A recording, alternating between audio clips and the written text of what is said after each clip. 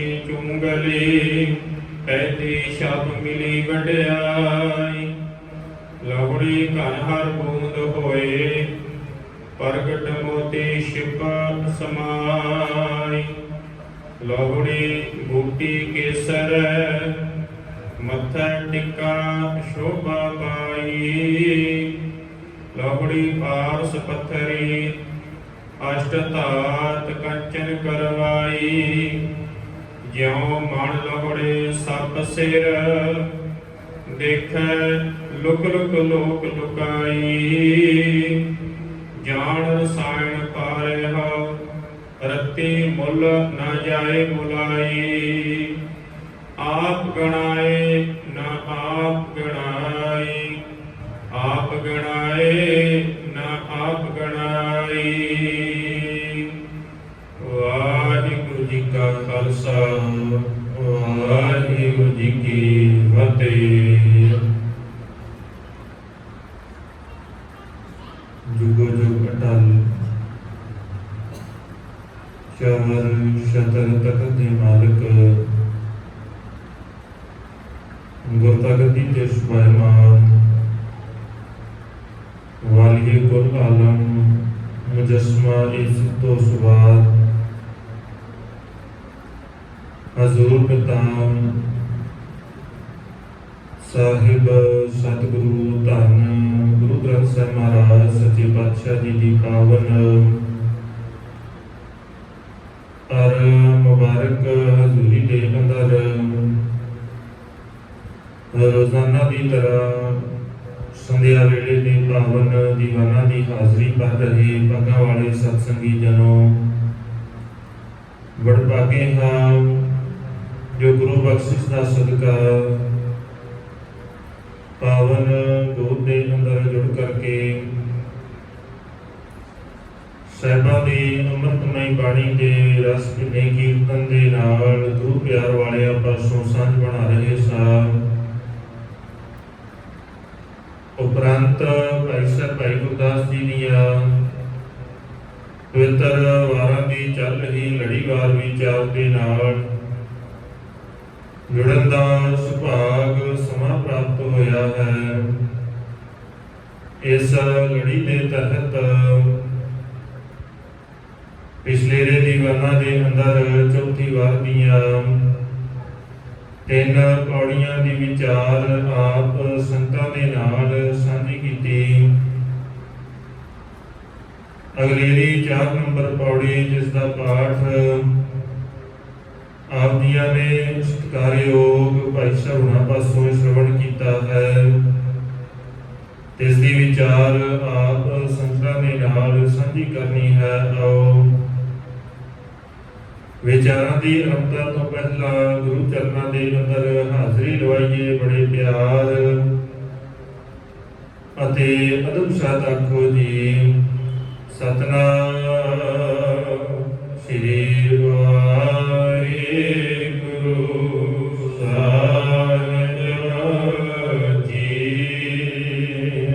वाहिगुरु जी ज्यों लवड़ी च चुंगली पैदी शाप मिली वड्याई।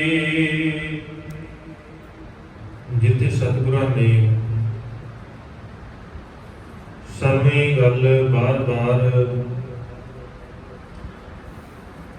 दोहरा करके समझाई है और उसे की ही व्याख्या करदियां होया भाई गुरदास जी ने भी वख-वख उदाहरणा दे करके वारां दे अंदर पौड़ियां के रूप दे विच सानू इस गल नूं समझाया है कि भलिया तेरे अंदर सारियां तो उत्तम गुण है वो है निमरता का। सारियां तो श्रेष्ठ गुण है वो है हृदय के अंदर गरीबी नूं वसाउणा। श्रेष्ठ गुण है नीवें होके रहना। ये सारियां तो उत्तम गुण है। तो इसे वो समझाउंदियां होया भाई गुरदास जी ने वख-वख उदाहरणा दे करके सानू समझाउण दा यतन कीता है कि किसी ढंग दे नाल मनुख समझ जावे क्योंकि जिहड़ी चीज़ जिन्नी ज़्यादा ਜ਼ਰੂਰੀ ਹੁੰਦੀ ਹੈ ਨਾ ਉਹਨੂੰ ਓਨਾ ਜ਼ਿਆਦਾ ਦੁਹਰਾਉਣਾ ਪੈਂਦਾ ਹੈ, ਉਨੀ ਜ਼ਿਆਦਾ ਵਾਰ ਉਹਨੂੰ ਰਿਪੀਟ ਕਰਨਾ ਜ਼ਰੂਰੀ ਸਮਝਿਆ ਜਾਂਦਾ ਹੈ ਵੀ ਕਿਤੇ ਇਹ ਨਾ ਹੋਵੇ ਕਿ ਕਿਸੇ ਕਾਰਨ ਕਰਕੇ ਇਹ ਭੁੱਲ ਨਾ ਜਾਵੇ। ਇਹ ਜ਼ਰੂਰੀ ਬਹੁਤ ਹੈ, ਇਹ ਇੰਪੋਰਟੈਂਟ ਹੈ। ਜੇ ਕਿਸੇ ਕਾਰਨ ਕਰਕੇ ਛੁੱਟ ਗਈ ਨਾ, ਚੇਤਾ ਭੁੱਲ ਗਈ ਤੇ ਨੁਕਸਾਨ ਹੋ ਜਾਏਗਾ। ਇਸ ਕਰਕੇ ਵਾਰ-ਵਾਰ ਦੁਹਰਾਈ ਜਾਂਦੀ ਹੈ। ਪਰ ਬਾਣੀ ਦੇ ਅੰਦਰ ਵੀ ਇਸ ਗੱਲ ਨੂੰ ਬੜੀ ਵਾਰ ਦੁਹਰਾਇਆ ਵੀ ਤੇਰੇ ਅੰਦਰ ਨਿਮਰਤਾ ਹੋਣੀ ਚਾਹੀਦੀ ਹੈ, ਔਰ ਇੰਨੀ ਕੋ ਨਿਮਰਤਾ ਹੋਵੇ ਤੇਰੇ ਅੰਦਰ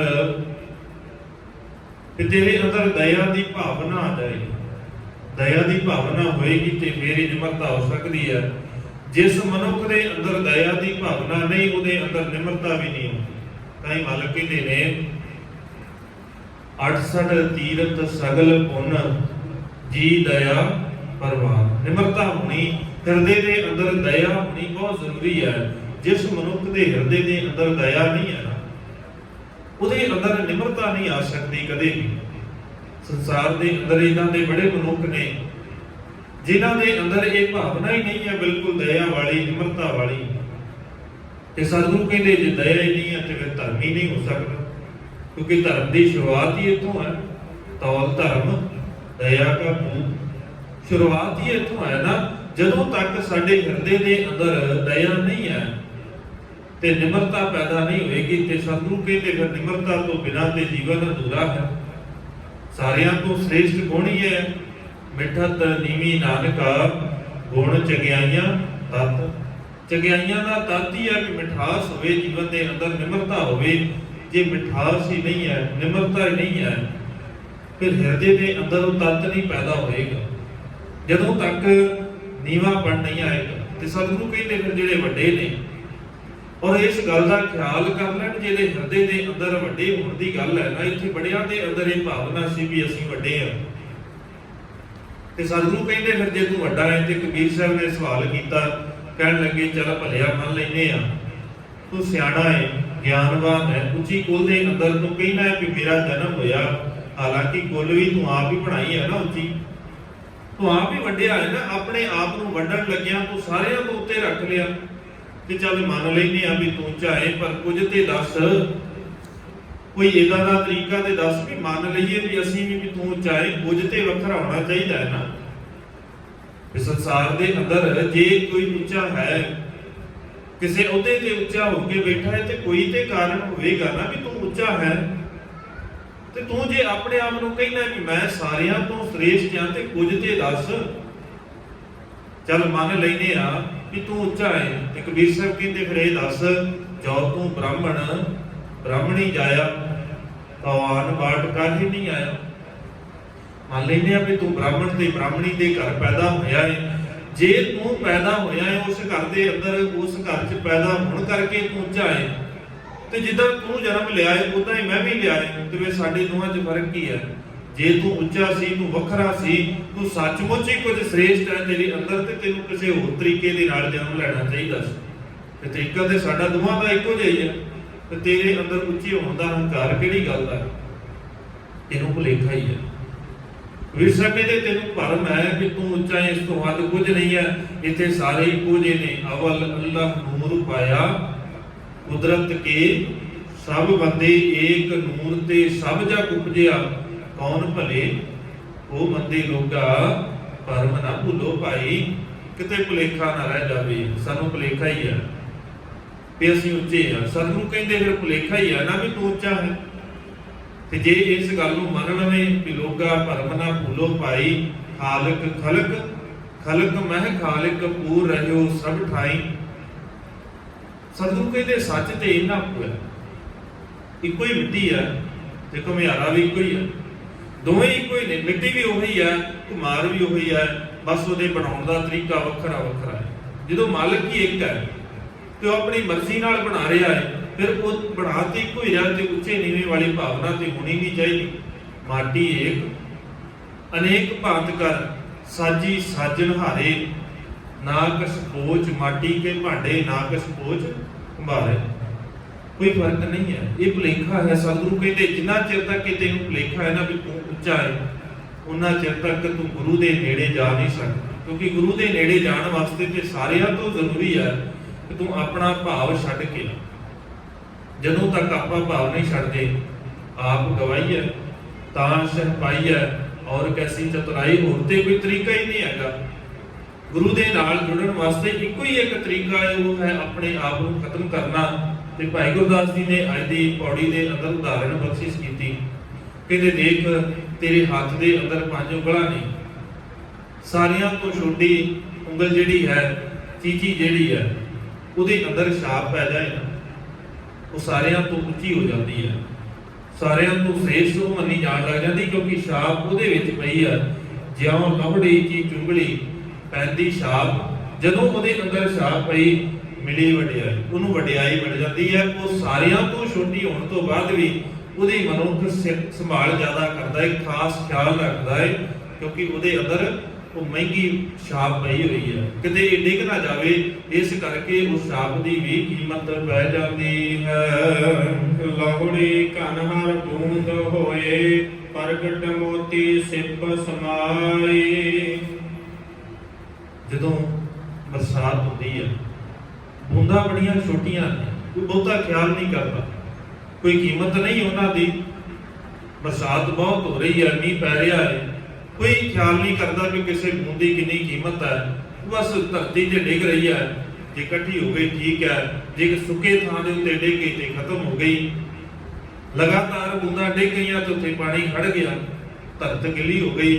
ते जे किते उन्हां चों एक बूंद, हुण उन्हां बूंदां नूं इन्नियां सारियां बूंदां डिगियां, उन्हां नूं किसे सांभिया नहीं। एक छोटी जी बूंद जिहड़ी किसे तरीके दे नाल सीप दे अंदर डिग गई, ते जिस दिन वो सीप दे अंदर डिगी वो मोती बन गई, और जिस दिन वो मोती बनी, हुण किन्ना पानी उहदे नाल, किन्नियां बूंदां उहदे नाल खरीदियां जा सकदियां ने। ਉਹੀ एक बूंद डिगी सी, बूंदां होर भी बड़ियां डिगियां, पर कीमत उस बूंद दी पई जिहड़ी सीप दे अंदर डिग गई। हैगी एक सी, पर डिगी कित्थे है? सीप दे अंदर। सतगुरु कहंदे ठीक है, तू नीवा होवेगा, तू सारियां तो नीवा, तेनू लोग कहते होणगे, पर जिस दिन तू गुरु दे नाल मिल जावें ते इत्थे नीवे भी ਉੱਚੇ हो जाते। इत्थे जिन्हां नूं कोई नहीं सी पुछदा, उन्हां नूं संसार दे अंदर पूजिया जांदा है। जिन्होंने सतगुरु धन गुरु रामदास साहब महाराज कहते हम रुलते वरते कोई बात ना पूछता, गुर सतगुर संग कीरे हम थापे धन धन गुरु नानक जन केरा, जित मिलिया चूके सब सोग संतापे। हम श्रेष्ठ हो गए, श्रेष्ठ उस दिन होए क्योंकि टिकाणा बड़ा वधिया मिल गया। जिवें उस बूंद नूं टिकाणा मिलिया, उदां ही जिस दिन गुरु दे नाल जुड़ गए उसे दिन वडियाई मिल जाएगी, उसे दिन श्रेष्ठ हो जावांगे। कबीर साहब कहते ना कोई दिन सी, कोई समा सी, लोग मैनू कहते सन भी नीवा है, लोग सारियां तो नीवा कहते सन भी इहदा जीवन बड़ा नीवा है, नीवी जात दा है। पर गुरु दे नाल जिस दिन जुड़ गया, उस अकाल पुरख वाहिगुरू दे नाल जुड़िया, अज ਉਹੀ ਰੱਬ ਜਿਹਨੂੰ ਲੋਕ ਕਦੇ ਕਹਿੰਦੇ ਸਨ ਵੀ ਅਸੀਂ ਉਸ ਰੱਬ ਨੂੰ ਲੱਭਦੇ ਆ, ਤੇ ਉਹ ਰੱਬ ਮੇਰੇ ਮਗਰ ਤੁਰਿਆ ਫਿਰਦਾ ਹੈ। ਕਹਿਣ ਦੀ ਭਾਵ ਵੀ ਹੁਣ ਰੱਬ ਨੂੰ ਮੰਨਣ ਵਾਲੇ ਵੀ ਜਿਹੜੇ ਕਦੇ ਕਹਿੰਦੇ ਸਨ ਵੀ ਤੂੰ ਨੀਵਾਂ ਹੈ, ਅੱਜ ਉਹ ਰੱਬ ਦੇ ਸਾਰਿਆਂ ਤੋਂ ਵੱਡੇ ਭਗਤ ਵੀ ਮੱਥਾ ਟੇਕਣ ਆਉਂਦੇ ਨੇ। ਜਿਹੜੇ ਹੰਕਾਰੀ ਨਹੀਂ ਆ, ਜਿਹੜੇ ਸੱਚਮੁੱਚ ਭਗਤ ਨੇ, ਉਹ ਵੀ ਆ ਕੇ ਮਿਲਦੇ ਨੇ। ਹੁਣ ਪਾਤਸ਼ਾਹ ਲਾਗੋ ਹਰ ਫਿਰਾ ਕਹਿਤ ਕਬੀਰ ਕਬੀਰ, ਮਸਲਾ ਕੀ ਸੀ? ਜੋੜ ਕਿੱਥੇ ਗਿਆ, ਸਾਂਝ ਕਿਹਦੇ ਨਾਲ ਬਣਾਈ ਹੈ? ਤਾਂ ਹੀ ਸਤਿਗੁਰੂ ਕਹਿੰਦੇ ਬਾਰ-ਬਾਰ ਬਾਣੀ ਦੇ ਅੰਦਰ ਭਲਿਆ ਸਾਂਝ ਬਣਾਉਣ ਲੱਗਾ, ਖਿਆਲ ਕਰਿਆ ਕਰ ਸੇ ਸੰਜੋਗ, ਕਰੋ ਮੇਰੇ ਪਿਆਰੇ ਜਿਤ ਰਸਨਾ ਹਰ ਨਾਮ ਉਚਾਰੇ। ਸਾਥ ਬਣਾਉਣ ਲੱਗਿਆ, ਕਿਸੇ ਦੇ ਕੋਲ ਬੈਠਣ ਲੱਗਿਆ, ਖਿਆਲ ਕਰਿਆ ਕਰ ਕਿ ਸਾਥ ਕਿਹਦਾ ਬਣਾ ਰਿਹਾ, ਕਿਤੇ ਮਾੜੇ ਦਾ ਸਾਥ ਤੇ ਨਹੀਂ ਹੈ, ਚੰਗੇ ਦਾ ਸਾਥ ਬਣਾਇਆ ਕਰ। ਗੁਰੂ ਦੇ ਕੋਲ ਬੈਠਿਆ ਕਰ, ਤੇ ਗੁਰੂ ਦੇ ਨਾਲ ਬੈਠੇਗਾ ਨਾ ਤੇ ਜੀਵਨ ਕਿੰਨੇ ਵੀ ਮਾੜੇ ਪੱਧਰ ਦਾ, ਨੀਵੇਂ ਪੱਧਰ ਦਾ ਹੋਵੇਗਾ, ਲੋਕ ਤੈਨੂੰ ਕਹਿੰਦੇ ਹੋਣਗੇ ਕਿ ਭਗਤ ਰਵਿਦਾਸ ਬੜਾ ਨੀਵੇਂ ਪੱਧਰ ਦਾ ਹੈ, ਜੀਵਨ ਚਮਾਰ ਹੈ। ਤੇ ਸੱਚ ਇਹ ਹੈ ਕਿ ਜਿਸ ਦਿਨ ਗੁਰੂ ਦੇ ਨਾਲ ਜੁੜ ਗਿਆ, ਉਸੇ ਦਿਨ ਉੱਚਾ ਹੋ ਗਿਆ। ਜਿਸ ਦਿਨ ਨੀਵੇਂ ਪੱਧਰ ਦਾ ਸੀ, ਗੁਰੂ ਤੋਂ ਦੂਰ ਸੀ, ਨੀਵਾਂ ਸੀ, ਅੱਜ ਗੁਰੂ ਦੇ ਨਾਲ ਜੁੜ ਗਿਆ ਤੇ ਸਾਰਿਆਂ ਤੋਂ ਸ੍ਰੇਸ਼ਟ ਹੋ ਗਿਆ। ਉਸੇ ਦਾ ਹੀ ਮੁੱਲ ਪੈ ਗਿਆ, ਲੋਕ ਨਮਸਕਾਰਾਂ ਕਰਦੇ ਹਨ। ਲਾਹੁੜੀ ਕੋਟੀ ਕੇਸਰ ਮੱਥ ਮੱਥਾ ਟਿੱਕਾ ਸ਼ੋਭਾ ਪਾਈ। ਕੇਸਰ ਦੀ ਬੂਟੀ ਬੜੀ ਛੋਟੀ ਹੈ ਔਰ ਵੇਖਣ ਨੂੰ ਉਹਦੀ ਕੋਈ ਕੀਮਤ ਨਹੀਂ ਹੈ। ਕੋਈ ਦੇਖੇਗਾ, ਅਣਜਾਣ ਦੇਖ ਲਵੇ, ਉਹਦੇ ਵਾਸਤੇ ਤੇ ਕੇਸਰ ਕੁਝ ਵੀ ਨਹੀਂ ਹੈ। ਉਹਨੂੰ ਤੇ ਇਹਦਾ ਲੱਗਦਾ ਵੀ ਕੇਸਰ ਇਹ ਤੇ ਥੋੜਾ ਜਿਹਾ ਜੀ, ਇਹਦੀ ਕੀ ਕੀਮਤ ਹੋਏਗੀ, ਉਹਦਾ ਹੀ ਖਰਾਬ ਕਰ ਦੇਗਾ ਅਣਜਾਣ। ਪਰ ਜਿਹਨੂੰ ਪਛਾਣ ਹੈ ਵੀ ਇਹ ਕੇਸਰ ਹੈ, ਜਿਹਨੂੰ ਪਤਾ ਲੱਗ ਗਿਆ ਵੀ ਇਹ ਕੇਸਰ ਹੈ, ਫਿਰ ਉਹਨੂੰ ਪਤਾ ਹੈ ਵੀ ਇਹਦਾ ਮੁੱਲ ਕੀ ਹੈ। ਸਾਡਾ ਜੀਵਨ ਜਦੋਂ ਤੱਕ ਗੁਰੂ ਤੋਂ ਦੂਰ ਹੈ ਨਾ, ਫਿਰ ਸਾਡਾ ਜੀਵਨ ਵੀ ਇਦਾਂ ਦਾ ਹੀ ਹੈ ਜਿਹਦੀ ਕੋਈ ਕੀਮਤ ਨਹੀਂ ਹੈ। ਜਦੋਂ ਗਲਤ ਹੱਥ ਦੇ ਵਿੱਚ ਹੋਵੇ, ਗਲਤ ਰਸਤੇ ਦੇ ਉੱਤੇ ਹੋਵੇ, ਹੁਣ ਕਈ ਵਾਰ ਸਾਡਾ ਜੀਵਨ ਇਦਾਂ ਦਾ ਹੀ ਹੁੰਦਾ ਹੈ। ਸਾਂਝ ਗਲਤ ਥਾਂ ਦੇ ਉੱਤੇ ਗੁਣ ਹੈਗਾ ਹੈ, ਕੇਸਰ ਦੇ ਅੰਦਰ ਗੁਣ ਹੈਗਾ ਹੈ, ਪਰ ਉਹਦੀ ਪਛਾਣ ਨਹੀਂ ਹੈ। ਜਿਹਨੂੰ ਉਹਦੀ ਕੀਮਤ ਨਹੀਂ ਪਾ ਸਕਦਾ। ਉਹਦੀ ਕੀਮਤ ਉਹੀ ਪਾ ਸਕਦਾ ਹੈ ਜਿਹਦੇ ਕੋਲ ਪਰਖ ਹੈ, ਜਿਹਨੂੰ ਸਮਝ ਹੈ ਵੀ ਇਹਦੇ ਵਿੱਚ ਗੁਣ ਕਿਹੜਾ ਹੈ। ਕਈ ਵਾਰ ਇਹਦੇ ਮਨੁੱਖ ਦਾ ਜੀਵਨ ਖੁਆਰ ਹੁੰਦਾ ਹੈ। ਗੁਣ ਉਸੇ ਥਾਂ ਦੇ ਉੱਤੇ ਵਿਕ ਸਕਦਾ ਹੈ ਜਿੱਥੇ ਗੁਣਾਂ ਦੀ ਪਰਖ ਕਰਨ ਵਾਲਾ ਕੋਈ ਹੋਵੇ। ਸਤਿਗੁਰੂ ਕਹਿੰਦੇ ਫਿਰ ਇਦਾਂ ਨਾ ਹੋਵੇ ਕਿ ਤੇਰਾ ਜੀਵਨ ਕਿਤੇ ਉਦਾਂ ਦਾ ਬਣ ਜਾਏ ਜਿਵੇਂ ਕਿਤੇ ਧੋਬੀਆਂ ਦੇ ਕੋਲ, ਧੋਬੀ ਦਾ ਭਾਵ ਇਹ ਨਹੀਂ ਹੈ ਵੀ ਕੋਈ ਜ਼ਾਤ ਨੀਵੀਂ ਹੈ। ਜਿਹੜਾ ਬਸਤਰ ਧੋ ਰਿਹਾ, ਕੱਪੜੇ ਧੋ ਰਿਹਾ ਹੈ, ਉਹ ਕਿੱਤਾ ਹੈ। ਹੁਣ ਡਾਕਟਰ ਨੂੰ ਕੋਈ ਕਹੇ ਵੀ ਤੇਰਾ ਕਿੱਤਾ ਮਾੜਾ ਹੈ, ਕਿਸੇ ਨੂੰ ਡਾਕਟਰ ਕਹਿਣਾ ਮਾੜਾ ਤੇ ਨਹੀਂ ਹੈ, ਉਹਦਾ ਕਿੱਤਾ ਹੈ, ਕਿਹਾ ਜਾ ਰਿਹਾ। ਇਦਾਂ ਹੀ ਧੋਬੀ ਇੱਕ ਕਿੱਤਾ ਹੈ। ਜਦੋਂ ਸਾਡੀ ਸੁਰਤ ਦੇ ਅੰਦਰ ਉੱਚੇ ਤੇ ਨੀਵੇਂ ਵਾਲਾ ਫਰਕ ਨਿਕਲ ਗਿਆ ਨਾ, ਫਿਰ ਸਾਨੂੰ ਕਿੱਤਿਆਂ ਦੇ ਨਾਂ ਲੈਣ ਲੱਗੇ ਕੋਈ ਬਹੁਤਾ ਪਰਹੇਜ਼ ਨਹੀਂ ਹੋਏਗਾ। ਅੱਜ ਸਾਨੂੰ ਕਿੱਤਿਆਂ ਦੇ ਨਾਂ ਲੈਣ ਲੱਗਿਆ, ਪ੍ਰੋਫੈਸ਼ਨ ਦਾ ਨਾਮ ਲੈਣ ਲੱਗਿਆ, ਕਈ ਵਾਰ ਸ਼ਰਮ ਆਉਂਦੀ ਹੈ ਵੀ ਅਗਲਾ ਗੁੱਸਾ ਨਾ ਕਰ ਲਵੇ, ਕਿਉਂਕਿ ਸਾਡੇ ਖਿਆਲਾਂ ਦੇ ਅੰਦਰ ਉੱਚੇ ਤੇ ਨੀਵੇਂ ਵਾਲੀ ਭਾਵਨਾ ਬੜੀ ਹੋਈ ਹੈ। ਜਦੋਂ ਤੱਕ ਉਹ ਨਹੀਂ ਨਿਕਲਦੀ ਉਦੋਂ ਤੱਕ ਗੱਲ ਨਹੀਂ ਬਣਦੀ। ਤੇ ਕਿਤੇ ਸਾਡਾ ਜੀਵਨ ਇਦਾਂ ਦਾ ਨਾ ਹੋਵੇ ਵੀ ਧੋਬੀਆਂ ਦੇ ਕੋਲ ਜਾ ਕੇ ਕੋਈ ਹਾਥੀ ਵੇਚਣ ਲੱਗ ਜਾਵੇ। ਹੁਣ ਧੋਬੀਆਂ ਦੇ ਕੋਲ ਕੋਈ ਹਾਥੀ ਵੇਚੇਗਾ ਤਾਂ ਉਹਦੀ ਕੀਮਤ ਨਹੀਂ ਪਾ ਸਕਦੇ, ਕਿਉਂਕਿ ਉਹਨਾਂ ਨੂੰ ਪਤਾ ਹੈ ਸਾਡੇ ਕੰਮ ਦਾ ਨਹੀਂ ਹੈ। ਉਹਨਾਂ ਨੂੰ ਲੋੜ ਹੀ ਨਹੀਂ ਉਸ ਚੀਜ਼ ਦੀ। ਉਹਨਾਂ ਵਾਸਤੇ ਉਹ ਸਿਰਫ ਇੱਕ ਜਗ੍ਹਾ ਘੇਰਨ ਦਾ ਵਾਸਤੇ ਆ। ਜਗ੍ਹਾ ਘੇਰੇਗਾ, ਉਹਨਾਂ ਦੇ ਕਿਸੇ ਬੁੱਧੇ ਕੰਮ ਨਹੀਂ ਹੈ। ਉਹਨਾਂ ਦੇ ਕੰਮ ਆਉਣ ਵਾਲਾ ਕਿਹੜਾ ਜਾਨਵਰ ਹੈ, ਉਹਨਾਂ ਨੂੰ ਖੋਤਾ ਚਾਹੀਦਾ ਹੈ, ਕਿਉਂਕਿ ਉਹਨਾਂ ਦੇ ਕੰਮ ਆਉਣਾ ਨੇ। ਉਹਨੇ ਭਾਰ ਢੋਣਾ ਹੈ, ਜ਼ਿਆਦਾ ਭਾਰ ਢੋਏਗਾ ਸੌਖਾ ਹੋ ਜਾਏਗਾ। ਤੇ ਜੇ ਹਾਥੀ ਰੱਖ ਲੈਣ ਭਾਰ ਢੋਣ ਵਾਸਤੇ, ਉਹ ਜ਼ਿਆਦਾ ਖਰਚੀਲਾ ਹੈ, ਜ਼ਿਆਦਾ ਤੰਗ ਕਰੇਗਾ, ਜ਼ਿਆਦਾ ਥਾਂ ਘੇਰੇਗਾ, ਸਾਂਭ ਸੰਭਾਲ ਜ਼ਿਆਦਾ ਕਰਨੀ ਪਏਗੀ। ਇਸ ਕਰਕੇ ਜਿੱਥੇ ਜਿਹੜੀ ਚੀਜ਼ ਦੀ ਲੋੜ ਹੈ ਉਹੀ ਹੋਣੀ ਚਾਹੀਦੀ। ਜਦੋਂ ਤੱਕ ਕਿਸੇ ਨੇ ਕੇਸਰ ਦੀ ਬੂਟੀ ਨੂੰ ਦੇਖਿਆ, ਉਹਨੂੰ ਇਦਾਂ ਲੱਗਾ ਵੀ ਇਹਦੇ ਪੱਲੇ ਕੁਝ ਨਹੀਂ ਹੈ। ਪਰ ਜਿਹਨੂੰ ਪਛਾਣ ਆ ਗਈ, ਉਹਨੇ ਜਿਸ ਦਿਨ ਉਸ ਕੇਸਰ ਨੂੰ ਰਗੜ ਕੇ ਆਪਣੇ ਮੱਥੇ ਦੇ ਉੱਤੇ ਲਾਇਆ ਤੇ ਉਹ ਸਿਆਣਾ ਖਵਾਉਣ ਲੱਗ ਗਿਆ, ਵਿਦਵਾਨ ਖਵਾਉਣ ਲੱਗ ਗਿਆ, ਉੱਚਾ ਖਵਾਉਣ ਲੱਗ ਗਿਆ, ਕਿਉਂਕਿ ਉਹਦੇ ਮੱਥੇ ਦੇ ਉੱਤੇ ਲੱਗਾ ਹੋਇਆ ਉਹ ਕੇਸਰ ਇਸ ਗੱਲ ਦਾ ਪ੍ਰਤੀਕ ਬਣ ਗਿਆ ਵੀ ਇਹ ਧਰਮੀ ਬੰਦਾ ਹੈ, ਇਹ ਸਿਆਣਾ ਬੰਦਾ ਹੈ, ਇਹ ਧਰਮ ਦੇ ਨਾਲ ਜੁੜਿਆ ਹੋਇਆ ਹੈ। ਲਾਹੁਣੀ ਪਾਰਸ ਪੱਥਰੇ ਅਸ਼ਟ ਧਾਤ ਕੰਚਨ ਕਰਵਾਈ। ਅਗਲੇ ਦੀ ਉਦਾਹਰਨ ਤੇ ਭਾਈ ਗੁਰਦਾਸ ਜੀ ਨੇ ਕਹਿਣ ਲੱਗੇ, ਪਾਰਸ ਦਾ ਪੱਥਰ ਬੜਾ ਛੋਟਾ ਜਿਹਾ ਹੈ। ਪਾਰਸ ਪੱਥਰ ਸਾਈ ਦੇ ਵਿੱਚ ਬੜਾ ਛੋਟਾ ਹੈ, ਭਾਰ ਬੜਾ ਥੋੜਾ ਹੈ। ਹੁਣ ਕੋਈ ਮਨੁੱਖ ਕਵੇ ਕਿ ਭਾਈ ਆ ਪਾਰਸ ਪੱਥਰ, ਆ ਪੱਥਰ ਜਿਹੜਾ ਮੈਨੂੰ ਇਹਦੀ ਲੋੜ ਨਹੀਂ ਹੈ, ਤੂੰ ਇਹਦੇ ਬਦਲੇ ਆ ਪੱਥਰ ਰੱਖ ਲੈ ਤੇ ਮੈਨੂੰ 2-4 ਕੁਇੰਟਲ ਸੋਨਾ ਹੀ ਦੇ ਦੇ, ਆ ਪੱਥਰ ਰੱਖ ਲੈ। ਜਿਹੜਾ ਸਿਆਣਾ ਹੈ ਉਹ ਕਹੇਗਾ ਵੀ ਤੂੰ 2-4 ਕੁਇੰਟਲ ਦੀ ਗੱਲ ਨਾ ਕਰ, ਤੂੰ ਜੇ ਵੱਧ ਵੀ ਮੰਗ ਲੈਣਾ ਤੇ ਮੈਂ ਤੈਨੂੰ ਵੱਧ ਵੀ ਦੇ ਦੇਵਾਂਗਾ, ਤੂੰ ਮੈਨੂੰ ਆ ਪਾਰਸ ਪੱਥਰ ਦੇ। ਹੁਣ ਜਿਹਨੂੰ ਨਹੀਂ ਸਮਝ ਉਹ ਕਹੇਗਾ ਵੀ ਚੱਲ ਮੈਂ ਇਹਨੂੰ ਮੂਰਖ ਬਣਾ ਦਿੱਤਾ। ਉਹ ਇਦਾਂ ਹੀ ਕਹੇਗਾ ਨਾ, ਕਈ ਵਾਰ ਇਦਾਂ ਹੀ ਹੁੰਦਾ ਨਾ, ਕੋਈ ਕੀਮਤੀ ਵਸਤ ਅਸੀਂ ਕਿਸੇ ਹੋਰ ਨੂੰ ਦੇ ਕੇ, ਜਿਹਦੀ ਸਾਨੂੰ ਪਰਖ ਨਹੀਂ ਹੈ, ਸਾਹਮਣੇ ਵਾਲੇ ਨੂੰ ਦੇਖ ਕੇ ਅਸੀਂ ਸੋਚਦੇ ਹਾਂ ਵੀ ਇਹਦੀ ਕੋਈ ਕੀਮਤ ਨਹੀਂ ਸੀ, ਇਹ ਤੇ ਮੂਰਖ ਹੈ, ਇਹਨੇ ਇੰਨੀ ਮਹਿੰਗੀ ਖਰੀਦ ਲਈ ਹੈ। ਪਰ ਜਿਹਨੂੰ ਪਰਖ ਹੈ ਨਾ, ਉਹਨੂੰ ਪਤਾ ਹੈ ਵੀ ਇਹਨੂੰ ਵਰਤਣਾ ਕਿਵੇਂ, ਇਹਨੂੰ ਵਰਤਣਾ ਆਉਂਦਾ ਹੈ। ਇਦਾਂ ਹੀ ਪਾਰਸ ਪੱਥਰ ਹੈ, ਜਿਹਨੂੰ ਨਹੀਂ ਸੀ ਪਛਾਣ ਉਹਦੇ ਵਾਸਤੇ ਸਿਰਫ ਇੱਕ ਪੱਥਰ ਹੈ, ਤੇ ਜਿਹਨੂੰ ਪਛਾਣ ਸੀ ਉਹਨੂੰ ਕੀਮਤ ਦਾ ਪਤਾ ਲੱਗ ਗਿਆ, ਉਹਨੂੰ ਉਹਦੇ ਗੁਣਾਂ ਦਾ ਪਤਾ ਸੀ, ਔਰ ਉਹਨੇ ਉਹਨਾਂ ਗੁਣਾਂ ਨੂੰ ਵਰਤਦਿਆਂ ਹੋਇਆ 2-4 ਕੁਇੰਟਲ ਸੋਨਾ ਦੇਣ ਤੋਂ ਬਾਅਦ ਵੀ ਉਹਨੇ ਕਈ ਕੁਇੰਟਲ ਉਹਨੇ ਉਹਦੇ ਨਾਲ ਉਸ ਪੱਥਰ ਦੇ ਨਾਲ ਲੋਹਾ ਖਰੀਦਿਆ ਲੋਹਾ ਖਰੀਦ ਕੇ ਉਸੇ ਪੱਥਰ ਦੇ ਨਾਲ ਉਹਨੇ ਉਹਨੂੰ ਸੋਨਾ ਬਣਾ ਲਿਆ, ਕਿਉਂਕਿ ਉਹਨੂੰ ਪਛਾਣ ਸੀ।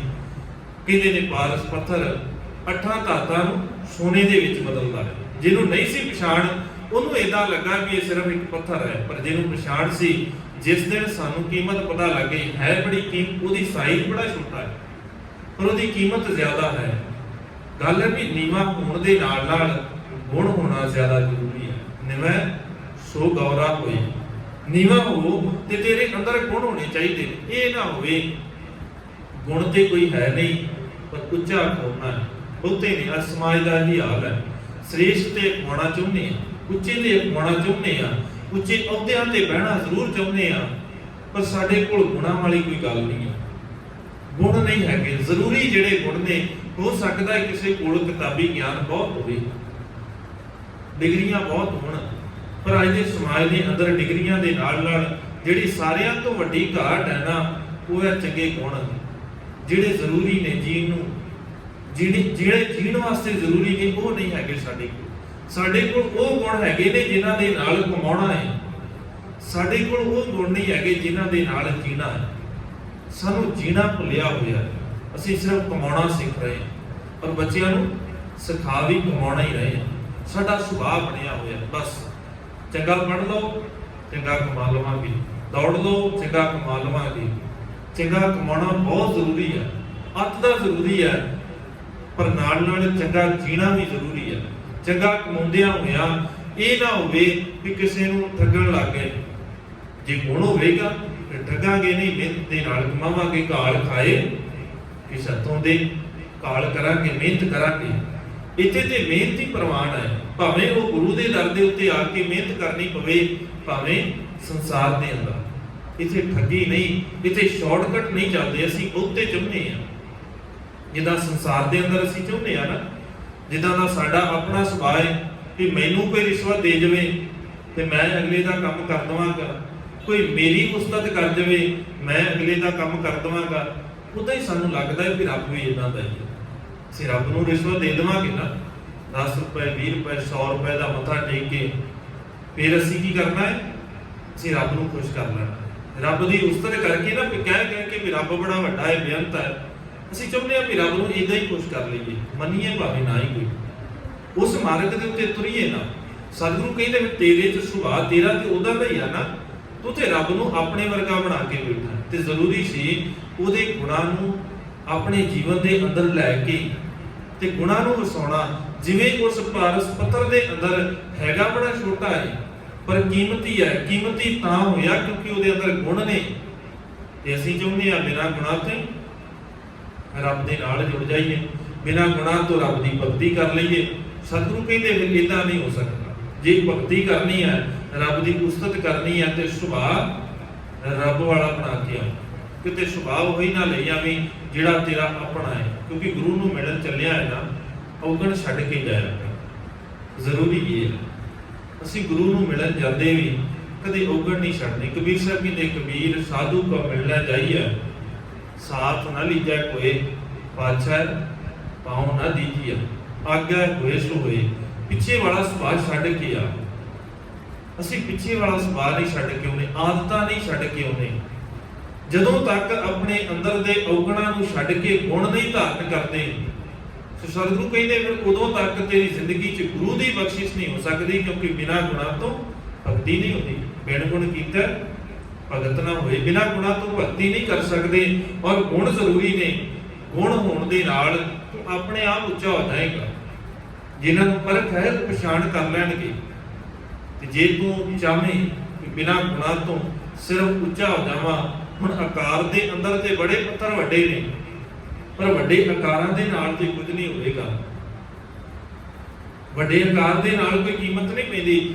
ਇੱਕ ਪਾਸੇ ਛੋਟਾ ਜਿਹਾ ਪਾਰਸ ਹੈ, ਇੱਕ ਪਾਸੇ ਕਿੰਨੀ ਧਾਤ ਰੱਖ ਦੋ, ਕੋਈ ਫਰਕ ਨਹੀਂ ਪੈਂਦਾ, ਉਹਦੀ ਕੀਮਤ ਹਮੇਸ਼ਾ ਹੀ ਜ਼ਿਆਦਾ ਰਹੇਗੀ। ਇਦਾਂ ਹੀ ਸੰਸਾਰ ਦੇ ਅੰਦਰ ਸਾਡਾ ਸੁਭਾਅ ਹੈ ਵੀ ਅਸੀਂ ਉੱਚੇ ਹੋ ਜਾਈਏ, ਸੰਸਾਰ ਨੂੰ ਦਿਖਾ ਦਈਏ ਵੀ ਅਸੀਂ ਵੱਡੇ ਹਾਂ, ਪਰ ਗੁਣ ਨਾ ਧਾਰਨ ਕਰੀਏ। ਤੇ ਸਤਿਗੁਰੂ ਕਹਿੰਦੇ ਫਿਰ ਇਦਾਂ ਦਾ ਜਿਹੜਾ ਜੀਵਨ ਹੈ ਨਾ, ਨਾਨਕ ਤੇ ਨਰ ਅਸਲ ਖਰ, ਜੇ ਬਿਨ ਗੁਣ ਗਰਭ ਕਰਨ।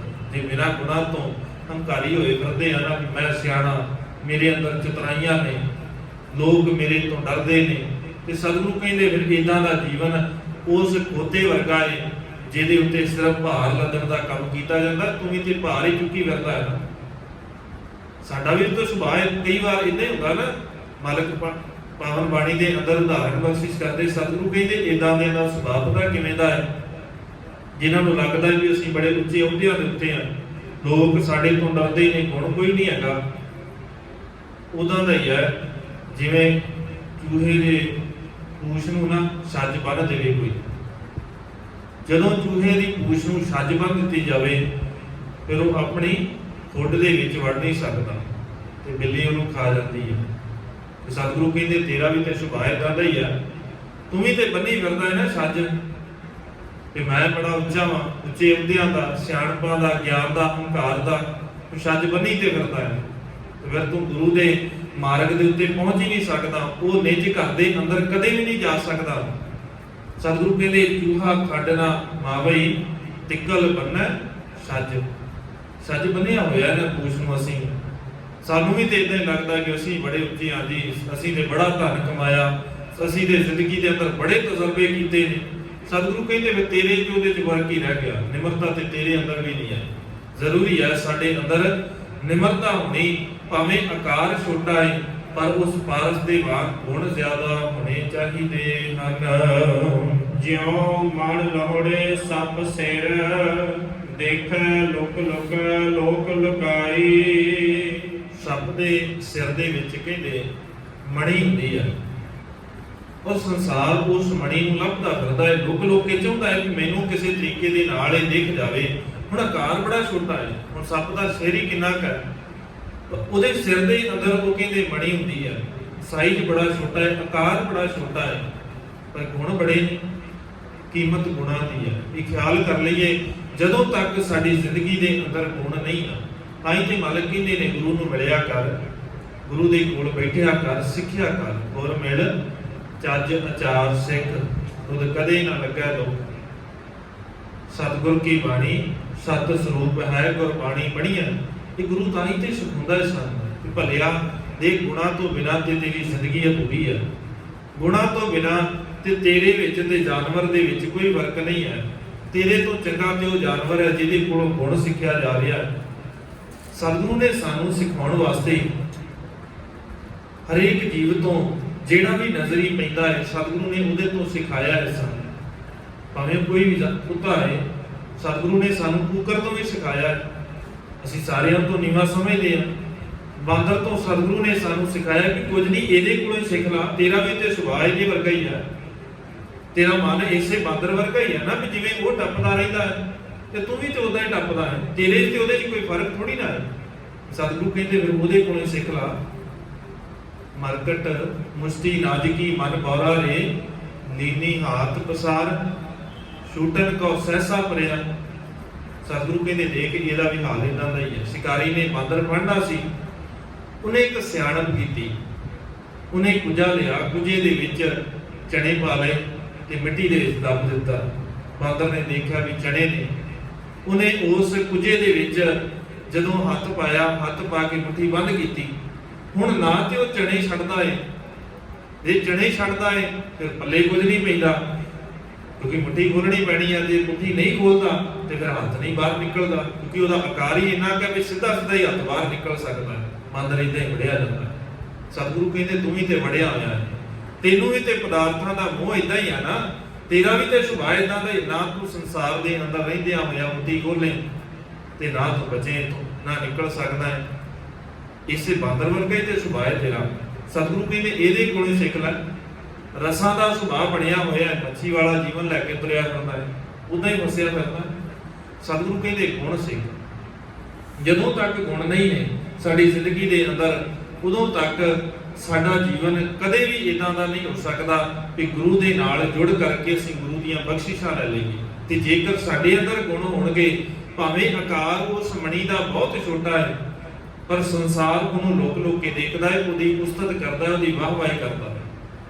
ਤੇ ਸਤਿਗੁਰੂ ਧੰਨ ਗੁਰੂ ਅਰਜਨ ਸਾਹਿਬ ਮਹਾਰਾਜ ਸੱਚੇ ਪਾਤਸ਼ਾਹ ਕਹਿੰਦੇ ਸੱਚਾ ਮਾਰਗ ਚੱਲਦੇ ਆ, ਉਸਤਤ ਕਰੈ ਜਹਾਨ।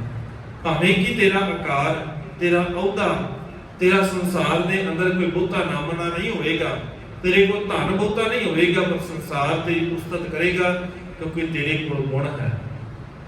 ਭਾਈ ਲਾਲੋ ਦੇ ਕੋਲ ਗੁਣ ਹੀ ਤੇ ਹੈ ਨਾ, ਕੋਈ ਧਨ ਤਾਂ ਨਹੀਂ ਹੈ, ਕੋਈ ਮਹਿਲ ਨਹੀਂ ਖੜਾ ਉਹਦਾ, ਕੋਈ ਇਦਾਂ ਦਾ ਕੋਈ ਸੰਸਾਧਨ ਨਹੀਂ ਹੈ ਕਿ ਜਿਹਦੇ ਨਾਲ ਸਮਾਜ ਦੇ ਉੱਚੇ ਅਹੁਦਿਆਂ ਵਾਲਿਆਂ ਦੀ ਬਰਾਬਰੀ ਕਰ ਸਕੇ। ਉਹਦੇ ਕੋਲ ਗੁਣ ਬੜੇ ਨੇ, ਉਹਦੇ ਅੰਦਰ ਗੁਣ ਬੜਾ ਹੈ ਨਿਮਰਤਾ ਦਾ, ਉਹਦੇ ਕੋਲ ਗੁਣ ਹੈ ਦਇਆ ਦਾ, ਉਹਦੇ ਕੋਲ ਗੁਣ ਹੈਗਾ ਹੈ ਮਿਹਨਤ ਦਾ, ਉਹਦੇ ਕੋਲ ਇਹ ਔਗਣ ਨਹੀਂ ਹੈ ਵੀ ਕਿਸੇ ਦੀ ਨਿੰਦਿਆ ਕਰਦਾ ਹੋਵੇ, ਕਿਸੇ ਦੀ ਚੁਗਲੀ ਕਰਦਾ ਹੋਵੇ, ਕਿਸੇ ਦੇ ਉੱਤੇ ਹੁਕਮ ਚਲਾਉਂਦਾ ਹੋਵੇ, ਕਿਸੇ ਦਾ ਮਾੜਾ ਸੋਚਦਾ ਹੋਵੇ, ਕੋਈ ਇਦਾਂ ਦਾ ਕੋਈ ਔਗਣ ਨਹੀਂ ਹੈ। ਤਾਂ ਸਤਿਗੁਰੂ ਉਹਦੇ ਘਰ ਜਾ ਕੇ ਬੈਠਦੇ, ਤਾਂ ਉਹਦੇ ਘਰੇ ਪਹੁੰਚੇ। ਕਾਰਨ ਹੈ ਕਿ ਉਹਦੇ ਕੋਲ ਉਹ ਗੁਣ ਨੇ ਜਿਹੜੇ ਗੁਰੂ ਨੂੰ ਚੰਗੇ ਲੱਗਦੇ ਹਨ। ਜਾਣ ਰਸਾਇਣ ਪਾਰੇ ਹੋ ਅਰਤੀ ਮੁੱਲ ਨਾ ਜਾਏ ਮੁਲਾਈ।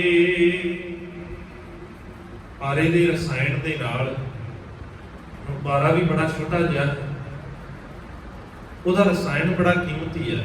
ਉਸ ਰਸਾਇਣ ਦੇ ਨਾਲ ਰੱਤੀ ਬਣਾਈ ਤੇ ਭਾਈ ਗੁਰਦਾਸ ਜੀ ਕਹਿੰਦੇ ਉਹਦੀ ਹੁਣ ਮੁੱਲ ਨਹੀਂ ਪਾ ਸਕਦਾ। ਜੇ ਕੋਈ ਚਾਹਵੇ ਨਾ ਵੀ ਉਹਦਾ ਕੋਈ ਮੈਂ ਮੁੱਲ ਪਾ ਦੇਵਾਂ, ਕੋਈ ਇਹਦੀ ਕੀਮਤ ਲਾ ਦੇਵੇ, ਹੁਣ ਉਹਦੀ ਕੀਮਤ ਨਹੀਂ ਲਾਈ ਜਾ ਸਕਦੀ ਕਿਉਂਕਿ ਕੀਮਤ ਹੀ ਇੰਨੀ ਹੋ ਗਈ ਹੈ। ਸੰਸਾਰ ਉਹਦੀ ਕੀਮਤ ਨਹੀਂ ਪਾ ਸਕਦਾ। ਕੋਈ ਐਵੇਂ ਆ ਕੇ ਕੋਈ ਕਹਿ ਦੇਵੇ ਵੀ ਮੈਂ ਇਹਦੀ ਕੀਮਤ ਪਾ ਦੇਣਾ, ਤੇ ਭਾਈ ਗੁਰਦਾਸ ਜੀ ਕਹਿੰਦੇ ਇਹਦੇ ਵੱਸ ਦੀ ਨਹੀਂ ਹੈ, ਕਿਉਂਕਿ ਕੀਮਤ ਉਹੀ ਪਾਏਗਾ ਜਿਹਨੂੰ ਪਤਾ ਹੈ ਵੀ ਹੈ ਕੀ ਅਸਲ ਦੇ ਵਿੱਚ, ਇਹ ਤੇ ਹੈ ਕੀ ਹੈ। ਇਦਾਂ ਹੀ ਹੈ ਨਾ ਸੰਸਾਰ ਦੇ ਅੰਦਰ ਗੁਣਾਂ ਦੀ ਕਦਰ ਵੀ ਇੰਨੀ ਕੁ ਹੈ ਤੇ ਮਾਲਕ ਤਾਂ ਹੀ ਕਹਿੰਦੇ ਨੇ ਫਿਰ ਗੁਣ ਉੱਥੇ ਵਿਚਿਆ ਕਰ ਜਿੱਥੇ ਗੁਣਾਂ ਦੀ ਕਦਰ ਕਰਨ ਵਾਲਾ ਹੋਵੇ, ਜਿੱਥੇ ਆਪਣੀਆਂ ਲੰਬੜਦਾਰੀਆਂ ਕਰਨ ਵਾਲੇ ਹੋਣ, ਆਪਣੇ ਆਪ ਨੂੰ ਸਿਆਣੇ ਦੱਸਣ ਵਾਲੇ ਹੋਣ, ਫਿਰ ਉੱਥੇ ਗੁਣਾਂ ਦੀ ਕੋਈ ਕਦਰ ਨਹੀਂ ਪੈਂਦੀ। ਤੇ ਮਾਲਕ ਕਹਿੰਦੇ ਨੇ ਫਿਰ ਉੱਥੇ ਹੀ ਗੁਣ ਵੇਚਣਾ ਚਾਹੀਦਾ ਹੈ ਜਿੱਥੇ ਜੇ ਗੁਣ ਕਾ ਗਾਹਕ ਜੇ ਮਿਲੇ ਤਾਂ ਉਹ ਗੁਣ ਲਾਖ ਵਿਕਾਏ। ਜੇ ਕੋਈ ਗੁਣ ਦਾ ਗਾਹਕ ਮਿਲ ਜਾਏ ਨਾ, ਉਸੇ ਗੁਣ ਦੀ ਕੀਮਤ ਪੈ ਜਾਂਦੀ ਹੈ, ਉਸੇ ਗੁਣ ਦਾ ਸਤਿਕਾਰ ਹੋਣਾ ਸ਼ੁਰੂ ਹੋ ਜਾਂਦਾ ਹੈ। ਤੇ ਜੇ ਕੋਈ ਉਹਦਾ ਦਾ ਮਿਲ ਜਾਏ ਕਿ ਜਿਹਨੂੰ ਪਤਾ ਹੀ ਨਹੀਂ ਹੈ ਵੀ ਅਸਲ 'ਚ ਗੁਣ ਹੈ ਕੀ।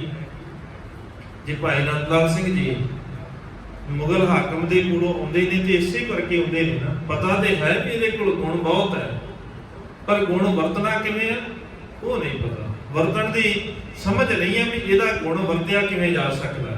ਗੁਣ ਤੇ ਹੈ ਇਹ ਪਤਾ ਹੈ, ਪਰ ਵਰਤਣ ਦੀ ਜਾਂਚ ਨਹੀਂ ਹੈ।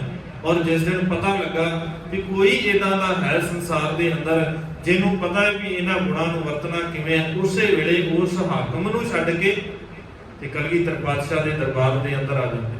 ਪਤਾ ਹੈ ਕਿ ਇੱਥੋਂ ਉਹ ਗੁਣ ਵਰਤਣ ਦੀ ਇਹਨਾਂ ਨੂੰ ਤਰੀਕਾ ਹੈ ਵੀ ਇਹ ਗੁਣ ਕਿਵੇਂ ਵਰਤੇ ਜਾ ਸਕਦੇ ਨੇ। ਔਰ ਉਸੇ ਨੂੰ ਗੁਣ ਨੂੰ ਵਰਤਦਿਆਂ ਭਾਈ ਨੰਦ ਲਾਲ ਸਿੰਘ ਜੀ ਦੀ ਰਚਨਾ ਦਾ ਨਾਮ ਸਤਿਗੁਰੂ ਆਪ ਰੱਖਦੇ ਨੇ, ਜਿਹਨੂੰ ਅਸੀਂ ਅੱਜ ਪੜ੍ਹਦੇ ਹਾਂ ਜ਼ਿੰਦਗੀ ਨਾਮਾ। ਇਹਨੂੰ ਉਹ ਲਿਖਦੇ ਨੇ, ਉਹਨਾਂ ਨੇ ਨਾਂ ਲਿਖਿਆ ਸੀ ਬੰਦਗੀ ਨਾਮਾ। ਸਤਿਗੁਰੂ ਦੇ ਕੋਲ ਗਏ ਲੈ ਕੇ ਤੇ ਮਾਲਕ ਕਹਿੰਦੇ ਬੰਦਗੀ ਨਾਮਾ ਨਹੀਂ ਹੈ, ਇਹ ਸੱਚਮੁੱਚ ਜ਼ਿੰਦਗੀ ਨਾਮਾ, ਕਿਉਂਕਿ ਇਹਨੂੰ ਪੜ੍ਹ ਕੇ ਜ਼ਿੰਦਗੀ ਮਿਲਦੀ ਹੈ, ਇਹਨੂੰ ਸਮਝਣ ਦੇ ਨਾਲ ਜ਼ਿੰਦਗੀ ਮਿਲ ਜਾਏਗੀ।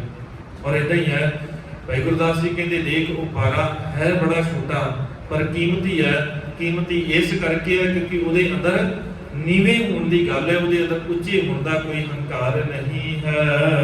ਆਪ ਗਣਾਏ ਨਾ ਆਪ ਗਣਾਈ। ਤੇ ਬਖਸ਼ਿਸ਼ ਉਹਨਾਂ ਦੇ ਉੱਤੇ ਹੁੰਦੀ ਹੈ ਜਿਹੜੇ ਆਪਣੇ ਆਪ ਨੂੰ ਉੱਚਾ ਨਹੀਂ ਉਠਾਉਂਦੇ, ਜਿਹੜੇ ਆਪਣੇ ਆਪ ਨੂੰ ਇਹ ਨਹੀਂ ਕਹਿੰਦੇ ਵੀ ਅਸੀਂ ਸਾਰਿਆਂ ਤੋਂ ਉੱਤਮ ਹਾਂ। ਨਹੀਂ ਤੇ ਮਾਲਕ ਨੇ ਪਾਵਨ ਬਾਣੀ ਦੇ ਅੰਦਰ ਬਾਂਸ ਦੀ ਉਦਾਹਰਣ ਬਖਸ਼ਿਸ਼ ਕੀਤੀ ਹੈ। ਮਾਲਕ ਕਹਿੰਦੇ ਬਹੁਤਿਆਂ ਦਾ ਸੁਭਾਅ ਸੇ ਬਾਂਸ ਵਰਗਾ ਹੀ ਹੈ। ਕਬੀਰ ਬਾਂਸ ਵਡਾਈ ਬੁੱਢਿਆ ਐਉ ਮਤ ਰੂਬੋ ਕੋਈ। ਇਦਾਂ ਨਾ ਹੋਵੇ ਕਿਤੇ ਤੂੰ ਬਾਂਸ ਦੇ ਵਾਂਗ ਹੀ ਉੱਚਾ ਹੀ ਹੋ ਜਾਵੇਂ, ਚੰਦਨ ਨੇੜੇ ਹੋਵੇ ਤੇ ਚੰਦਨ ਦਾ ਕਦੇ ਗੁਣ ਲਿਆ ਹੀ ਨਹੀਂ ਗਿਆ। ਉੱਚਾ ਸੀ ਨਾ, ਉਹਨੂੰ ਲੱਗਦਾ ਹੈ ਕਿ ਚੰਦਨ ਤੇ ਹੈ ਹੀ ਬੜਾ ਛੋਟਾ ਜਿਹਾ। ਸਾਰਿਆਂ ਤੋਂ ਕੀਮਤੀ ਚੰਦਨ ਉਹੀ ਹੈ ਜਿਹਦਾ ਆਕਾਰ ਬੜਾ ਛੋਟਾ ਹੈ, 52 ਚੰਦਨ ਕਹਿੰਦੇ ਨੇ। ਤੇ ਬਾਂਸ ਦੀ ਤੇ ਲੰਬਾਈ ਬੜੀ ਹੈ। ਤੇ ਮਾਲਕ ਕਹਿੰਦੇ ਫਿਰ ਗੁਣ ਕੀ ਹੈ, ਇਹਦੇ ਅੰਦਰ ਇੱਕੋ ਹੀ ਗੁਣ ਹੈ ਵੀ ਜਿੱਥੇ ਦੋ ਬਾਂਸ ਦੇ ਨੇੜੇ ਹੋ ਜਾਣ ਨਾ, ਉੱਥੇ ਆਪਸ ਦੇ ਵਿੱਚ ਰਗੜ ਖਾ ਕੇ ਸਾਰੇ ਜੰਗਲ ਨੂੰ ਹੀ ਅੱਗ ਲਾ ਦਿੰਦੇ। ਇਦਾਂ ਦੇ ਜਿੱਥੇ ਵੱਡੇ ਹੰਕਾਰੀ ਹੋਣ ਨਾ, ਵੀ ਜਿਹੜੇ ਆਪਣੇ ਆਪ ਨੂੰ ਕਹਿੰਦੇ ਹੋਣ ਵੀ ਸਾਡੇ ਤੋਂ ਸਿਆਣਾ ਕੋਈ ਨਹੀਂ ਹੈ, ਉੱਥੇ ਜਦੋਂ ਦੋ ਲਾਗੇ ਹੋ ਜਾਣ ਨਾ ਫਿਰ ਅੱਗ ਹੀ ਲਾਉਂਦੇ ਨੇ, ਦੂਜਿਆਂ ਨੂੰ ਤਾਂਗੀ ਕਰਦੇ ਨੇ। ਤੇ ਸਤਿਗੁਰੂ ਕਹਿੰਦੇ ਫਿਰ ਇਦਾਂ ਦਾ ਸੁਭਾਅ ਤੇਰੀ ਜ਼ਿੰਦਗੀ ਦੇ ਅੰਦਰ ਨਹੀਂ ਹੋਣਾ ਚਾਹੀਦਾ। ਸੁਭਾਅ ਇੱਕੋ ਹੀ ਚਾਹੀਦਾ ਹੈ, ਉਹ ਹੈ ਦਇਆ ਦਾ। ਉਹ ਹੈ ਮਿੱਠਤ ਨੀਵੀਂ ਨਾਨਕਾ, ਗੁਣ ਚੰਗਿਆਈਆਂ ਤਤ।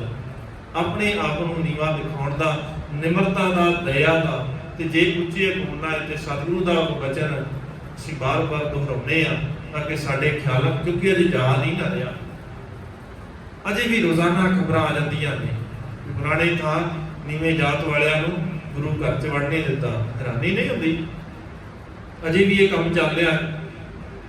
ਗੁਰੂ ਨੇ ਸਾਨੂੰ ਸਮਝਾਉਂਦਿਆਂ ਸਾਰਾ ਕੁਝ ਆਪਣਾ ਦਾਤ ਇਹੀ, ਤੇ ਜੇ ਸਤਿਗੁਰੂ ਕਹਿ ਦਿੰਦੇ ਪਹਾੜੀਆਂ ਨੂੰ ਵੀ ਤੁਹਾਨੂੰ ਛਕਾ ਦਿੰਦੇ ਆ ਵੀ ਕੋਈ ਗੱਲ ਨਹੀਂ, ਜਿਵੇਂ ਮਰਜ਼ੀ ਛਕ ਲਓ, ਤੇ ਲੜਾਈ ਕਾਹਦੀ ਸੀ, ਝਗੜਾ ਤੇ ਇਸੇ ਗੱਲ ਦਾ ਹੀ ਸੀ ਨਾ।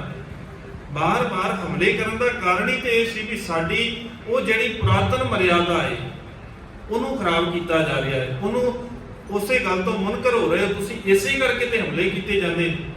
ਹੋਰ ਕੀ ਕਾਰਨ ਸੀ? ਸਤਿਗੁਰੂ ਨੇ ਇਸੇ ਕਰਕੇ ਸਾਰਾ ਕੁਝ ਵਾਰ ਦਿੱਤਾ। ਮਾਲਕ ਜਿਸ ਦਿਨ ਤੁਰਦੇ ਨੇ, ਸਾਡੀ ਤੇ ਸ਼ੁਰੂਆਤ ਹੀ ਇਸੇ ਤੋਂ ਹੁੰਦੀ ਹੈ ਕਿ ਗੁਰੂ ਨਾਨਕ ਸਾਹਿਬ ਮਹਾਰਾਜ ਜਿਸ ਦਿਨ ਤੁਰਦੇ ਨੇ ਤੇ ਭਾਈ ਉਹਨੂੰ ਕਹਿ ਕੇ ਤੁਰਦੇ ਨੇ ਜਿਹਨੂੰ ਸੰਸਾਰ ਕਹਿੰਦਾ ਹੈ ਕਿ ਸਾਡੇ ਬਰਾਬਰ ਬੈਠਣ ਦੀ ਔਕਾਤ ਨਹੀਂ ਹੈ। ਸਤਿਗੁਰੂ ਉਹਨੂੰ ਭਰਾ ਬਣਾ ਕੇ ਤੋਰਦੇ ਨੇ। ਅਜੇ ਵੀ ਅਸੀਂ ਇਦਾਂ ਹੀ ਕਰਦੇ ਫਿਰਦੇ ਹਾਂ। ਮਾਲਕ ਕਹਿੰਦੇ ਫਿਰ ਇਦਾਂ ਦਿਆਂ ਤੋਂ ਦੂਰ ਹੀ ਰਹਿਣਾ ਚੰਗਾ ਹੈ, ਜਿਨ੍ਹਾਂ ਨੂੰ ਇਹਨਾਂ ਗੱਲਾਂ ਦਾ ਹੰਕਾਰ ਅਜੇ ਵੀ ਚੜਿਆ। ਸਤਿਗੁਰੂ ਰਹਿਮਤ ਕਰ ਦੇਣ, ਸਾਡੇ ਹਿਰਦੇ ਦੇ ਅੰਦਰ ਇਤਿਕਾਬ ਬਖਸ਼ਿਸ਼, ਨਿਮਰਤਾ ਵਾਲਾ ਗੁਣ ਬਖਸ਼ ਦੇਣ, ਤਾਂ ਕਿ ਸਾਡੇ ਜੀਵਨ ਦੇ ਅੰਦਰੋਂ ਉਹ ਹੰਕਾਰ ਵਾਲਾ ਸੁਭਾਅ, ਜਿਸ ਹੰਕਾਰ ਦੇ ਕਰਕੇ ਗੁਰੂ ਤੋਂ ਦੂਰੀ ਬਣਦੀ ਹੈ, ਉਸ ਸੁਭਾਅ ਨੂੰ ਦੂਰ ਕਰ ਦੇਣ। ਮਾਲਕ ਰਹਿਮਤ ਕਰਨ, ਵਿਚਾਰਾਂ ਕਰਦਿਆਂ ਹੋਈਆਂ ਬੇਅੰਤ ਭੁੱਲਾਂ ਦੀ ਖਿਮਾ, ਬੁਲਾਓ ਜੀ ਫਤਿਹ। ਆਖੋ ਜੀ ਵਾਹਿਗੁਰੂ ਜੀ ਕਾ ਖਾਲਸਾ, ਵਾਹਿਗੁਰੂ ਜੀ ਕੀ ਫਤਿਹ।